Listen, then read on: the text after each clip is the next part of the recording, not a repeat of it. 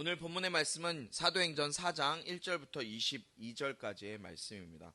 우리 이 말씀을 함께 교독하도록 하겠습니다. 이 말씀은 살아계신 하나님 말씀입니다. 4장 1절 제가 먼저 읽고 2절 여러분들이 함께 읽고 이렇게 교독하도록 하겠습니다. 베드로와 요한이 사람들에게 말하고 있는데 제사장들과 성전 경비대장과 사두개파 사람들이 나타났습니다.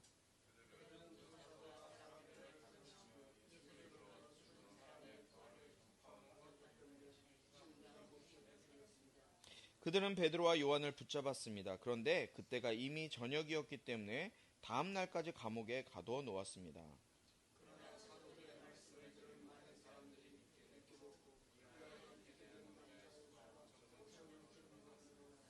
이튿날 통치자들과 장로들과 율법학자들이 예루살렘에 모였습니다.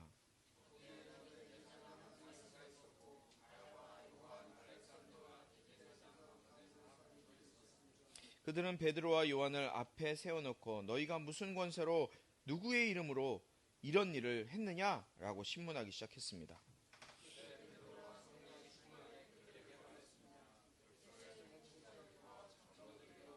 오늘 여러분이 걷지 못하는 사람에게 일어난 선한 일에 대해 해명하라고 우리를 부른 것이라면, 또 그가 어떻게 낫게 됐는지 묻는 것이라면,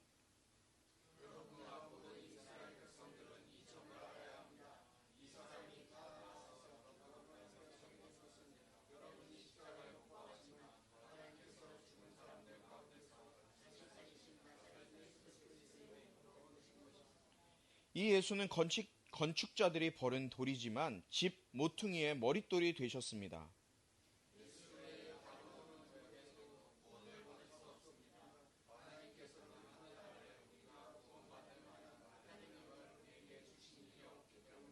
그들은 베드로와 요한이 아무런 교육도 받지 않은 평범한 사람인 줄 알았는데 그렇듯 용기 있게 말하는 것을 보고 놀라지 않을 수 없었습니다. 그러고는 비로소 그들이 과거에 예수와 내내 함께 있던 사람인 줄을 알게 됐습니다.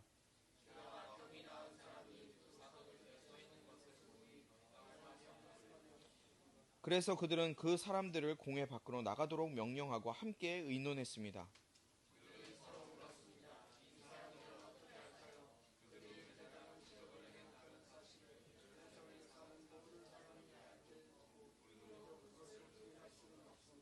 어쨌든 이 일이 백성들 사이에 더 이상 퍼져나가지 않도록 하려면 이 사람들에게 어느 누구에게도 예수 이름으로 말하지 말라고 경고해야 합니다.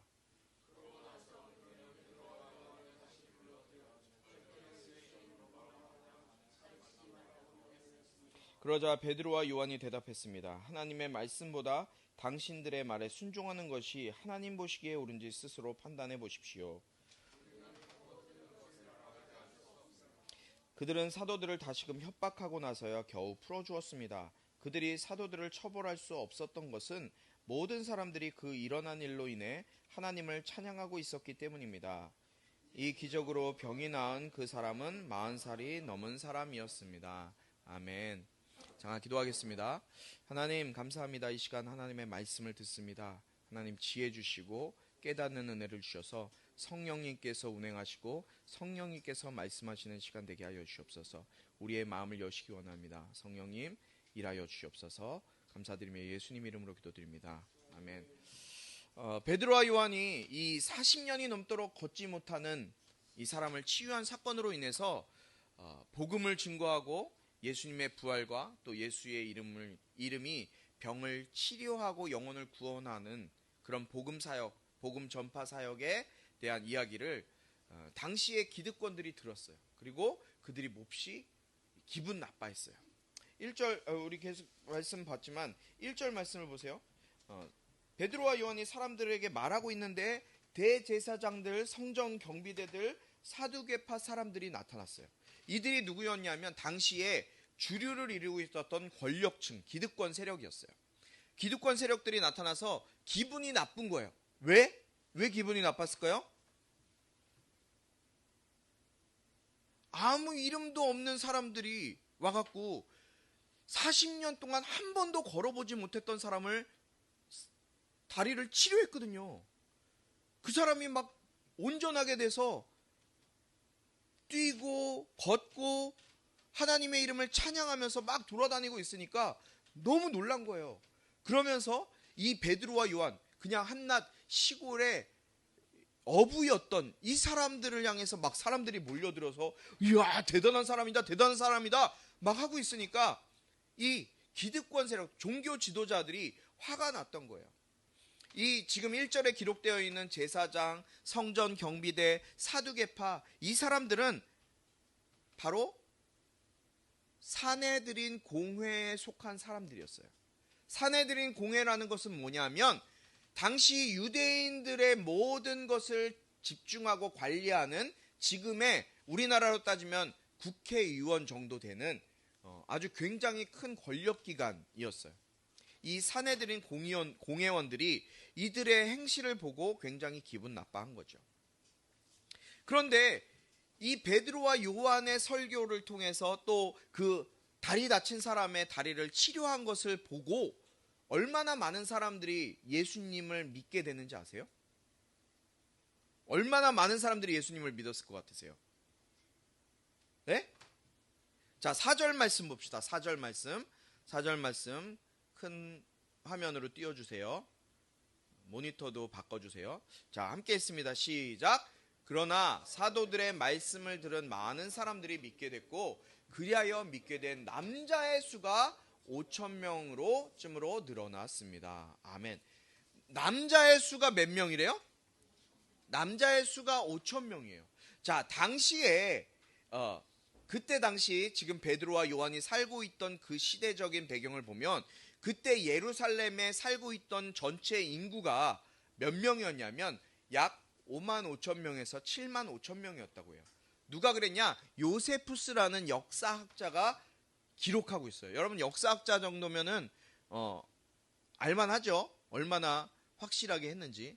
자, 이 요세푸스라는 역사학자의 역사책에 보면 그 당시에 예루살렘에 살고 있는 사람의 수가 55,000명에서 75,000명이었어요. 자, 지금도 교회 보면 남자가 더 많아요. 보통 일반 교회 보면 남자가 많아요, 여자가 많아요? 우리 교회는 희한하게 남자가 많네요. 이게 뭔 일이야? 저희 교회는 남자들이 많은데 보통 교회 가면은 여자들이 더 많다고요. 이게 예수님 시대에도 지금 남자만 5,000명쯤 되는 사람들이 갑자기 믿은 거예요. 그리고 그 전에 2장에서는 어떤 일이 있었어요? 베드로의 설교를 통해서 3,000명이 예수 믿고 주님께 돌아오게 됐어요. 그래서 예루살렘 교회가 시작됐잖아요. 그런데 이제는 남자만 5,000명이니까 여자랑 아이들까지 합치면 얼마나 많은 인원이 예수님을 믿었겠어요. 거의 예루살렘에 살던 사람들의 거의 대부분이 이제 예수님을 믿게 된 거예요. 이렇게 많은 사람들이 자신들이 믿는 하나님이 아닌 예수님을 믿게 되니까 기득권 세력이었던 사두개인들, 제사장들, 그 사람들이 화가 난 거예요. 여러분, 사두개인은 제가 지난번에 한번 말씀을 드렸습니다. 사두개인은 제사장 사독의 후손이에요. 제사장은 자기의 가문을 따라 쭉 제사장직이 내려오게 돼 있어요. 그래갖고 제사장 사독으로부터 해서 제사장직이 쭉 내려와서 그들을 통해서 나타난 제사장을 감당하는 사람들이 사두개인이라고 해서 종교적인 지도자들, 대다수의 종교 지도자들이 바로 이 사두개인들이었어요. 제사장이 되니까 이들이 어디에서 일을 해요? 성전에서 일을 하죠. 성전에서 일을 하니까 예수님 당시에 어떤 일이 있었어요? 이 제사장들, 사두개인들이 권력을 잡고 있으니까 이들이 어디에서 장사를 했어요? 성전에서 장사를 한 거예요. 그래서 성전에서 비둘기를 팔고 양을 팔고 재물을, 하나님께 예배드리는 그 재물을 팔게 허락해 준 사람들이 바로 이 사두개인들이었어요. 이 사두개인들, 즉 공회 공의원들, 그러니까 굉장히 권력층, 국회의원이라고 말씀드렸죠. 이렇게 권력 있는 사람들, 기득권들이 예수의 이름으로 지금 치료가 일어났다니까 그 예수님의 부활을 믿지도 않는 이 사두개인들은 예수님의 부활도, 그러니까 부활 자체가 없다고 믿는 사람들이, 예수님의 부활뿐만 아니라 모든 부활도 인정하지 않는 사람들이 바로 이 사두개인들이었어요. 부활도 믿지 않고 예수님을 싫어했던 자들인 이 사두개인들 때문에 어떻게 이런 일들이 일어날 수 있을까? 라면서 이 사실이 퍼지지 않길 바란 거예요. 자, 영현이 다리가 다쳤죠. 지난번에. 다리가 다쳤는데 또 수술했어요. 그렇죠? 두 번째 수술했어요. 자, 영현이가 다리가 만약에 다쳤어. 그런데 다리가 다쳐서 지금은 걸을 수가 있는데 걷지 못한다면 어떨까요? 영현이 심정이 어떨 것 같아요? 말로 표현할 수 없이 슬플 것 같지 않아요? 그렇죠? 걸을 수는 있지만 걷지 못하게 된다면 이거 어마어마하게 큰 문제라고요. 그런데 태어나면서부터 한 번도 걸어보지 못했던 이 40살이 넘은 어떤 이 사람이 예수의 이름으로 치료가 됐다는 거예요. 이 치료된 일을 통해서 지금 수많은 사람들, 남자만 5천 명이 되는 사람들이 어떻게 된 거예요? 예수님을 믿게 된 거예요. 예수님을 믿고 예루살렘 교회로 몰려들게 된 거예요.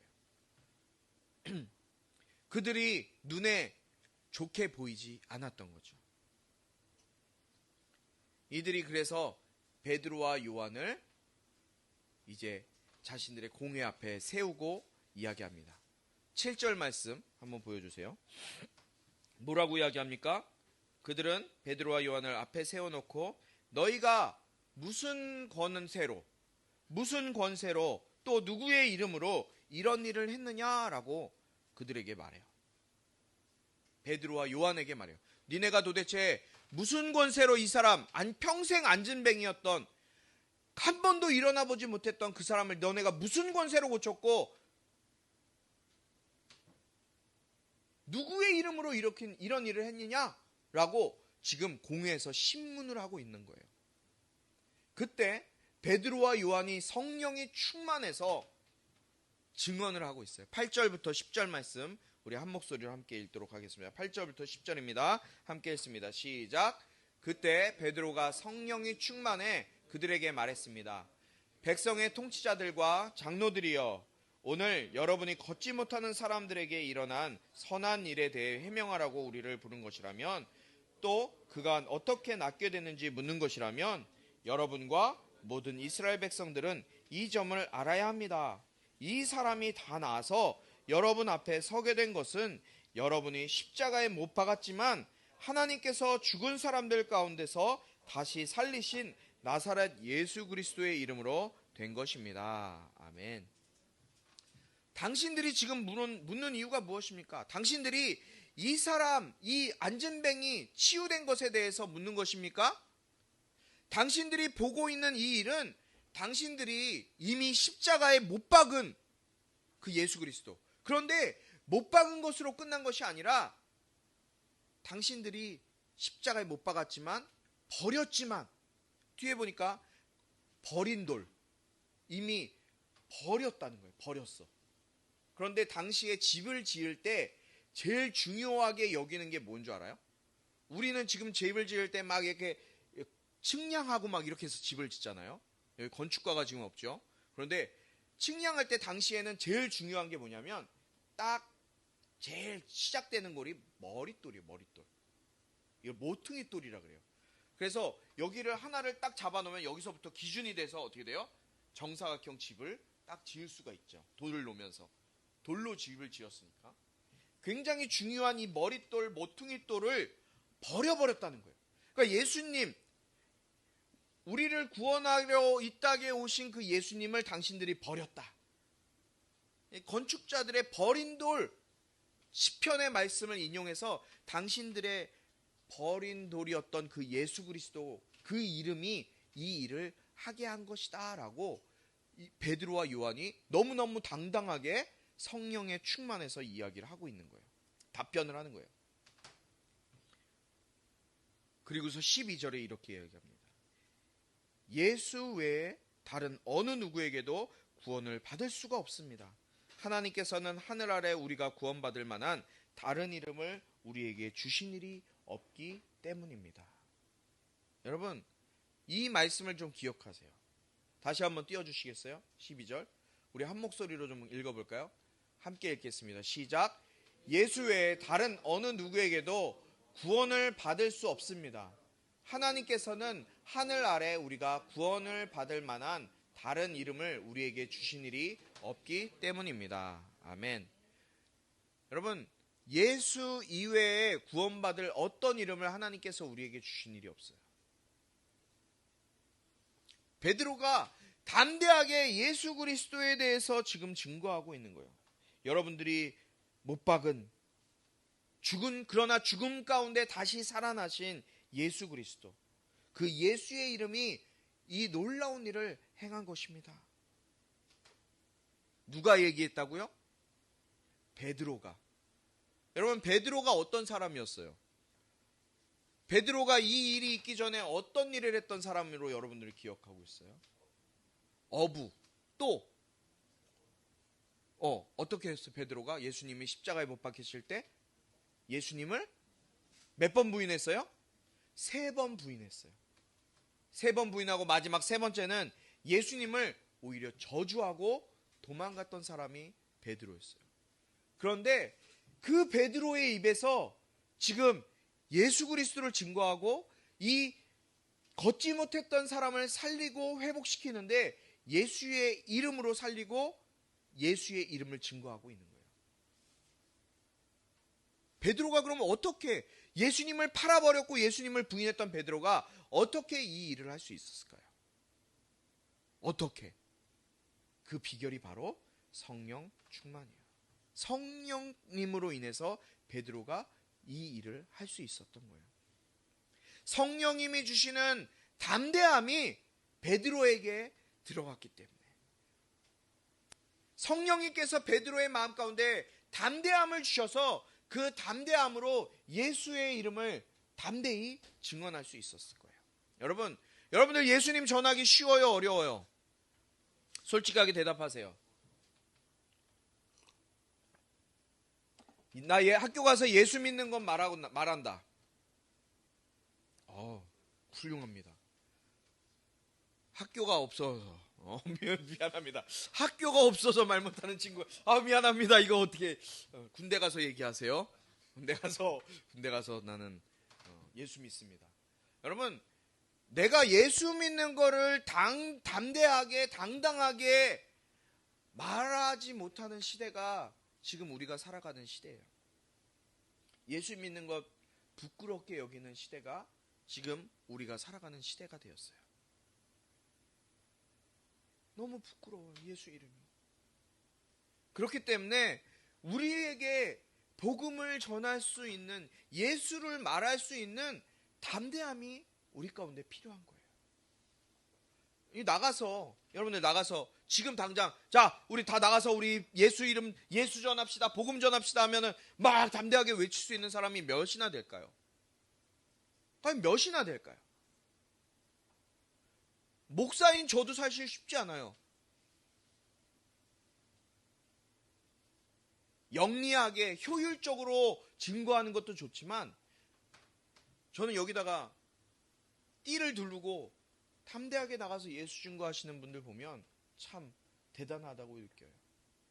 왜냐하면 그분들은 그 안에 영혼 살리고자 하는 마음, 이 영혼들 지옥 보내지 않기 위해서 사랑하는 그 마음이 있기 때문에, 그 마음을 누가 주셔요? 성령님이 주시는 거예요. 담대함을 성령님이 주시는 거예요. 여러분, 내 힘으로, 내 능력으로? 아니요. 내가 아무리 말빨이 좋다고 내 안에 예수 그리스도를 그냥 전한다고 그 사람이 예수님 믿어요? 아니요. 믿기 쉽지 않아요. 성령님께서 그 마음을 만지시고 내 입술 가운데, 내 생명 가운데, 내 마음 가운데 담대함을 주시고 하나님의 지혜를 주실 때, 내가 입을 벌려서 예수 그리스도를 전할 때 그 영혼이 예수를 받아들이고 예수님 믿고 주님께로 돌아오는 놀라운 은혜가 나타나게 된다는 거예요. 여러분, 이 담대함이 어디서부터 온다고요? 성령으로부터 오는 거예요. 성령으로부터 오는 거예요. 논리나 언변으로가 아니라 오직 성령으로부터 우리에게 담대함이 부어지게 되는 줄 믿으시기 바랍니다. 오늘 이 본문에 나오는 이 종교 지도자들은 지금 베드로와 요한이 학문을 배우지 않은 사람들이 있는데 도대체 어떻게 이 사람들이 이렇게 명확하게 정확하게 어떻게 이렇게 이야기할 수 있지? 라고 고민을 해요. 그러면서 이 베드로와 요한, 그 공회에 있던 요한과 베드로를 공회 밖으로 내보내요. 그리고 자기들끼리 이야기해요. 이게 도대체 무슨 일입니까? 아니, 베드로와 요한 저 갈릴리 시골에서 어부이고 제대로 배우지도 못했고 초등학교도 제대로 안 나온 사람인데, 이야, 이 사람 입에서 나오는 이 말을 들어보세요. 이게 어떻게 대학원 박사 수료한 그 사람보다 더 수월하게 얘기하고 있지 않습니까? 자기네들끼리 얘기해요. 이게 도대체 무슨 일일까? 어떻게 이런 일이 됐어요? 성령으로 된 거예요. 성령으로 이런 일이 일어나게 된 거예요. 그러면서 이들 마음 가운데 걱정이 생기는 거예요. 아, 지금 이 사람들이 더 얘기하고 이런 일들, 예수에 대해서 예수의 이름이 이 안전뱅이를 고쳤다라는 말이 퍼져나가게 되면 많은 사람들이 하나님을 믿다가 하나님이 아닌 예수님을 믿게 되는. 근데 잘못 생각한 거거든요, 이 사람들이. 하나님을 믿는 것이 곧 예수님을 믿는 것인데, 예수님을 믿는 것이 곧 하나님을 믿는 것인데 전혀 다르게 생각하고 있었던 거예요. 종교 지도자들이요. 아, 예수님이 증거되면 지금 우리 기득권이 흔들리는 거 아니야? 라는 고민이 든 거예요. 그래서 이 사람들을 불러다가 이렇게 이야기합니다. 당신들 지금 여기서 풀어줄 테니까 나가서 딴소리 하지 마. 또 예수 말하거나 예수 이름을 증거하면 그때는 가만두지 않을 거야. 라면서 이들을, 베드로와 요한을 협박하고 풀어줘요. 그럴 때 베드로의 입에서 무슨 말씀이 나왔습니까? 19절 말씀. 19절 말씀 함께 있습니다. 시작. 그러나 베드로와 요한이 대답했습니다.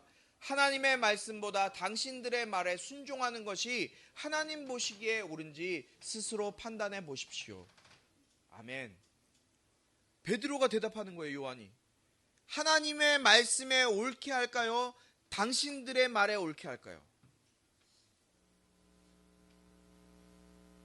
여러분, 사람을 두려워하고 사람에게, 다른 일반 세상 사람들에게 관심이 있는 사람이라면 지금 누구의 말을 들어야 되는 거예요? 누구의 말을 들어야지 옳은 거예요? 이 종교 지도자들의 말을 듣는 게 현명한 것이고 옳은 거예요. 당연한 거예요. 그런데 베드로와 요한은요, 19절에 내가 하나님의 마음을 기쁘시게 하는 게 옳습니까? 여러분들의 마음을 기쁘시게 하는 게 옳습니까? 라고 이야기해요. 이들이 학문을 배우지 않은 사람이었어요. 그런데 어떻게 이렇게 얘기해요? 뭐 때문에요? 이들 안에 성령님께서 주시는 담대함이 들어갔기 때문에. 사람을 두려워하지 않는 담대함. 이 세상을 두려워하지 않는 담대함. 여러분, 많은 사람들이 예수님을 믿고 많은 사람들이 교회를 다녀요. 여기 주변에 보면, 우리 윤석이네 집 앞에 보면 어마어마하게 큰 교회가 있어요. 여기 큰 교회들 얼마나 많이 있어요. 이 큰 교회, 여기 이 땅에 있는 이 수많은 교회에 많은 사람들이 교회를 다니고 있어요. 그 수많은 사람들 중에 정말 예수의 이름으로 살아가는 사람들이 얼마나 있을까요? 예수의 이름으로 사람을 두려워하지 않고, 세상의 권력을 두려워하지 않고, 돈을 두려워하지 않고 예수의 이름을 붙들고 살아가는 사람이 얼마나 될까요?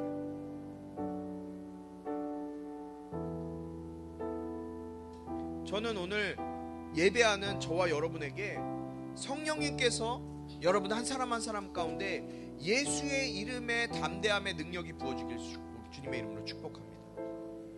축복합니다. 세상이 두려운 게 아니에요. 사람이 두려운 게 아니에요. 그것을 두려워해서는 안 돼요. 우리가 오늘 한 찬양,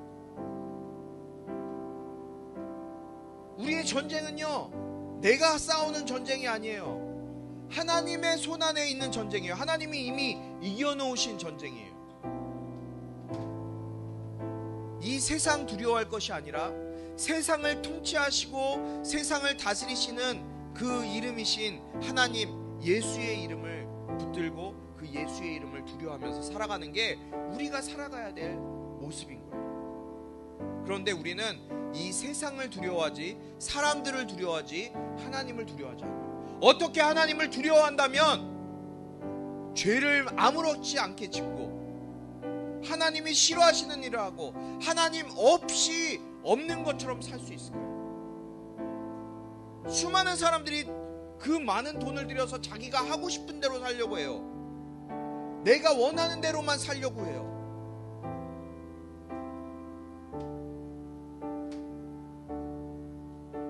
우리 도연이 이제 군대 가는데 요새는 군대 가면은 6시 되면 핸드폰 준다 그러더라고요. 일요일날, 주일날도 핸드폰 마음껏 쓸 수 있다 그러더라고요. 어떻게 할 거예요? 일요일날 교회 가실 거죠? 네. 요새는 고참들이 두들겨 패지 않으니까 마음껏 갈 수 있어요. 저도 갑자기 생각나네요. 저도 교회 간다 그랬더니 포창고에 고참들이 다 집합시켜서 한번 두들겨 패더라고요. 이등병이 처음 들어와서 그 교회 간다 그랬다고. 그 다음부터는 제가 갔을까요 안 갔을까요? 전방으로 빠져갖고 교회가 없었습니다. 철책 근무하느라고. 이래봬도 제가 수류탄과 실탄 들고 근무했던 사람이에요. 여러분, 세상은 그냥 편하게 살라고 우리에게 계속해서 유혹해요. 이 세상의 법칙 따라가라고 이야기해요. 그러나 예수 믿는 사람은 우리가 살아야 될 것은 예수의 이름을 두려워하고 예수 그리스도를 두려워하고 그 예수의 이름 붙들고 살아가는 거예요. 이 세상의 관점, 세상 사람들의 눈을 바라보는 것이 아니라 하나님을 바라보며 하나님께서 주시는 담대함으로 이 세상을 담대하게 믿음 안에 살아갈 수 있는 저와 여러분이 되길 주님의 이름으로 축복합니다. 누가 뭐래도 예배할 수 없는 상황일지라도 예배 시간이 됐을 때 나는 예배해야 됩니다. 하나님을 예배해야 됩니다. 친구들이 놀러 가자고, 야 우리 이번 주에 어디 갈 건데, 영화 보러 갈 건데 시간이 오후 2시래, 교회 다음 주에 가. 이렇게 해도 아니야, 나는 하나님 앞에 먼저 예배 드릴 거야. 예배 드리고 가자. 나 안 가도 돼. 나는 교회 예배 드리고 갈 거야. 이 담대함이 여러분에게 물 붓듯이 부어지길 주님의 이름으로 축복합니다. 여러분, 내 능력으로 할 수 없어요. 그렇기 때문에 성령님께서 우리에게 기름 부어주셔야 돼요. 성령님이 역사하셔야 돼요. 우리 이 시간 같이 좀 기도합시다. 성령님, 이 세상을 두려워하고 이 세상 사람들의 눈에 맞기 위해서, 그 사람들의 가치관에 맞기 위해서 내 인생을 살아가지 않게 하시고 예수 이름 붙들고 주님의 눈에, 주님의 마음 가운데 합당한 삶을 살아가기 위해서 부단히 노력하고 수고하는 우리가 될 수 있도록 성령님, 나에게 담대함을 부어 주시옵소서. 우리 주여 한번 부르시고 함께 기도합니다. 주여, 아버지 하나님 감사합니다. 우리에게 성령의 담대함을 부어 주시옵소서. 성령님, 담대함을 부어 주시옵소서. 예수의 이름 부끄러워하지 않게 하시고 예수의 이름 담대히 외치게 하여 주시고, 학교에 가서, 가정에 가서, 군대에 가서, 내 세상 내가 속해 있는 어떤 사회에 가서 내가 예수 믿는 사람임을 담대하게 외치고 그 예수 믿는 사람의 모습으로, 그 삶으로 살아낼 수 있는 우리 성도들의 모든 성도들이 될 수 있도록 인도하여 주시옵소서. 아버지 하나님, 세상의 가치관, 세상의 눈, 이런 것들 두려워하지 않게 하시고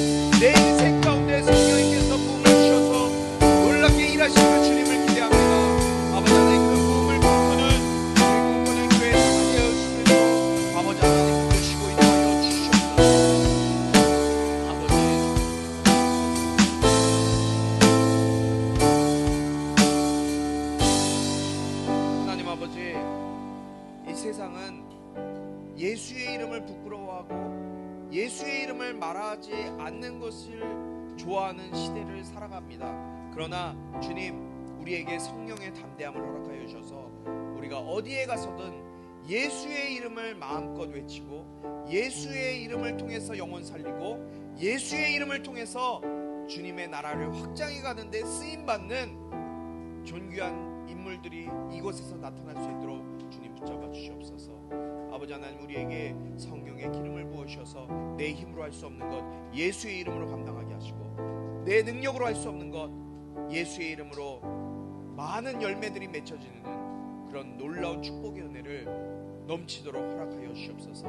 아버지 하나님, 우리 이 자리에 예배하는 다음 세대들을 주님 손 안에 올려드립니다.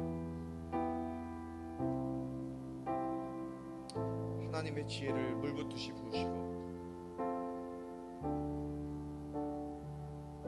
하나님께서 주시는 그 신령한 복과 이 땅의 기름진 복이 이들의 삶에 차고 넘치도록 부어주셔서 이들이 그 예수의 이름, 우리에게 주신 그 소중한 이름인 예수의 이름 붙들고 담대하게 예수 안에서 살아갈 수 있는 우리 모든 다음 세대 될 수 있도록 인도하여 주시옵소서. 오늘 빈손으로 나오지 아니하고 주님 앞에 귀한 예물을 정성스럽게 준비한 손길 드렸습니다. 아버지 하나님, 이들을 축복해 주시고 이들의 섬김과 헌신을 통하여서 하나님 알지 못하는 죽어가는 이 땅의 수많은 영혼들이 예수의 이름 알고 주님 앞에 돌아와 구원받는 놀라운 축복의 역사가 나타날 수 있도록 인도하여 주시옵소서. 예수 그리스도의 은혜와 하나님 아버지의 극진하신 사랑과 성령의 감화 감동 치유 회복 세워주심의 은혜가 이 시간 성령의 담대함을 힘입어 예수의 이름으로 살아가기로 작정하는 우리 모든 성도들 가운데, 다음 세대들 가운데, 온라인으로 예배하는 성도들 가운데 지금부터 영원토록 함께하기를 축원하옵나이다. 아멘.